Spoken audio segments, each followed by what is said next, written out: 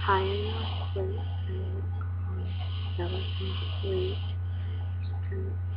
She's kind of out there and I hear her walking. So you know, just still and me. Srry's coming out. Since I can have my headphones, I don't know if it's here because my husband's sleeping.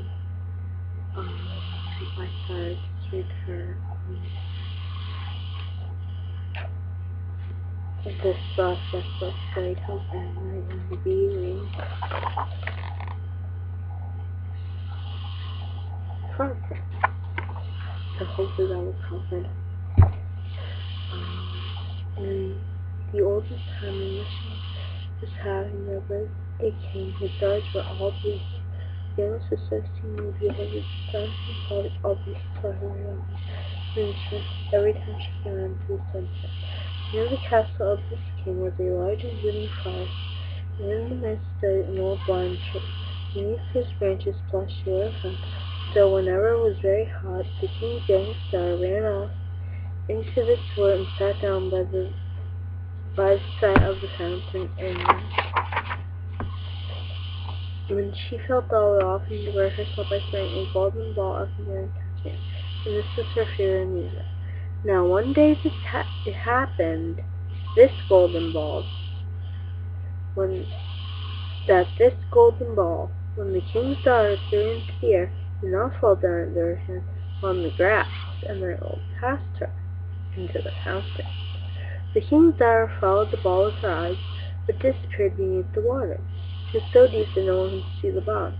Then she began to lament and to cry louder and louder, and as she cried, a voice called out, "Why weepest thou, O king's daughter? Thy tears will melt even a stone to pity."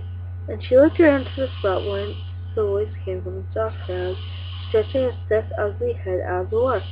"Ah, you old water paddler," said she, "was it you that spoke? I am weeping for my golden ball, which has slipped away from me into the water." "Be quiet and do not cry," answered the frog. "I can give thee good advice, but what wilt thou give me if fetch up thy plaything up again?" "What will you have, dear frog?" said she. "My dresses, my pearls, my jewels, or the golden crown which I wear?" The frog answered, "Dresses, nor jewels, or golden crowns are not for me, but if thou wilt love me, and let me be thy companion and playfellow, and sit with my little golden plate," sorry about that, that was my husband coughing asleep, "and drink out of thy cup, and sleep in thy little bed. If thou wilt promise me all these, I will die down and fetch thy golden ball." "Oh, I will promise you all," said she, "if only you will give me my ball." But she thought to herself, "What is the silly frog chattering about? Let him remain in the water where with his equals. He cannot mix in society." But the frog, as soon as he had received her promise, threw his head up under the water and dived out. Presently he swam up again with the ball in his mouth and threw it up on the grass. The king's daughter was full of joy when she saw again her beautiful plaything, and taking out, she ran off immediately. "Stop, stop!" cried the frog. "Take me with you. I cannot run as thou canst." But all his croaking was useless, although it was loud enough. The king's daughter did not hear. Hastening home, soon forgot the poor frog, who was obliged to leap back into his water. The next day, when the king's daughter was sitting at the table with her father and all his courtiers, and was eating from her own little golden plate, suddenly a church went up the marble steps. Splish, splash, splish, splash. And when it arrived at the top, and knocked at the door, and a voice said, "Open the door." The young star was the king. So she arose and went to see who it was that called her. But when she opened the door and caught sight of the frog, she shut it again with great vehemence, and sat down at the table looking very sad. But the king perceived that her heart was beating violently, and asked her whether it was a giant who had come to fetch her away. Who said so? "Oh, no," answered she, "it is not a giant, but an ugly frog." "What does the frog want with you?" said the king. "Oh, dear father, when I was sitting yesterday playing with my golden ball fell into the water. Miss Frog fetched up again because I cried so much. But first I must tell you, he pressed me so much that I promised him he should be my companion. I never thought he would come out of the water, but somehow he jumped out and he wants to come in here. And at the moment there was another knock, and a voice said, King's Dart, youngest, open the door. Heads Alfred and I promised his name that found so clear. Beneath the lime tree shade, King's Dart, youngest, open the door. Then the king said, what you have promised that you must perform. Go and let him in. So the King's daughter went and opened the door, and the frog hopped in after her, right up to her chair, and as soon as she was seated, the frog said, take me up. And she hesitated so long that the king ordered her to obey. And soon as the frog sat on the chair, he jumped on the table and said, now push the plate near me that we may eat together. And she did so, but as everyone saw, very unwillingly. The frog seemed to relish his dinner much, but every bit that the king's daughter ate nearly choked her, till at last the frog said, I have satisfied my hunger and feel very tired. Without carrying me upstairs now into thy chamber, make thy bed ready that we may sleep together. At this speech the king's daughter began to cry. But she was afraid of the cold frog, who dared not touch her. And besides, he actually wanted to sleep in their own beautiful clean bed.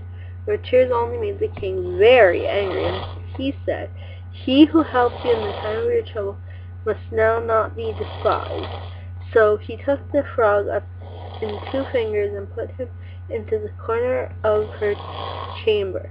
And so as she lay in her bed, he crept up in it and said, I am so tired that I shall sleep well. Do take me up, or I will tell thy father. This speech put the king's daughter in a terrible passion, and catching the frog, she threw him with all her strength against the wall, saying, now will you be quiet, you ugly frog. He fell. He changed from a frog to a handsome prince with beautiful eyes, who after a little while became with her father's consent, her dear companion betrothed. And he told her how he had transformed by an evil witch, that no one but herself could have had the power to take him out of the fountains, and that on the morrow they would go together into his own kingdom. The next morning, as soon as the sun rose, they carriage drawn by 8 white horses, with ostrich feathers on their heads and golden brows, drove up to the door of the house, and behind the carriage stood the trusty Henry, the servant of the young prince. Hang on.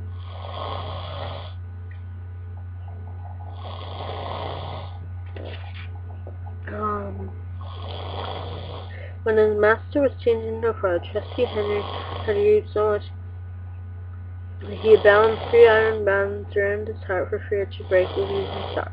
Now that the carriage was ready to carry the young prince to his own country, the beautiful Henry helped in the bride and screamed and placed himself in his hands, full of joy at his master's release. He did not perceive far when the prince heard a crack as if something had broken behind the carriage. So he put his tail out and asked Henry what was broken, and Henry answered, it is not the carriage, my master, but the band which bound around my heart when we were in such fear to be changed into a frog. Just afterwards on the journey there was the same noise, and each time the prince thought some part of the carriage had given way. It was only the breaking of the bands which bound the heart of trusty Henry, who was then forth free and happy. Wasn't that nice? Sorry, Bella.